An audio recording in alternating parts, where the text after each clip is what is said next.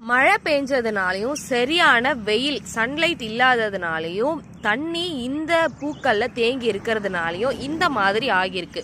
So இதை நாம் கண்டுக்காமல் விட்டுட்டோம்னா அடுத்தடுத்து ஃபங்கல் டிசீஸ் அட்டாக் ஆகும். அதுக்கப்புறம் பார்த்தீங்கன்னா உங்கள் செடிகளுக்கு ரொம்ப பாதிப்பு அதிகமாகி செடிகள் இறந்து போகிற ஸ்டேஜ் வரைக்கும் போயிடலாம். ஸோ அதனால் இந்த சின்ன டிப்ஸ் ஃபாலோ பண்ணிக்கோங்க. கண்டிப்பாக மறக்காமல் மழை பெஞ்சிருக்கு அப்படின்ற பட்சத்தில் நீங்கள் இந்த செடிகளை நல்லாவே ப்ரூன் பண்ணி விட்டுருங்க. ஏன்னா மழை அப்படின்றதுனால உங்களுக்கு சீக்கிரமாக துளிர் எடுக்க ஆரம்பிச்சிடும். எல்லா பூக்களையுமே நீங்கள் கட் பண்ணி விட்டால் மட்டும்தான் உங்களுக்கு அடுத்த துளிரும் அடுத்த சூப்பரான ஃப்ளவர் பட்ஸுமே உங்களுக்கு வைக்கும்.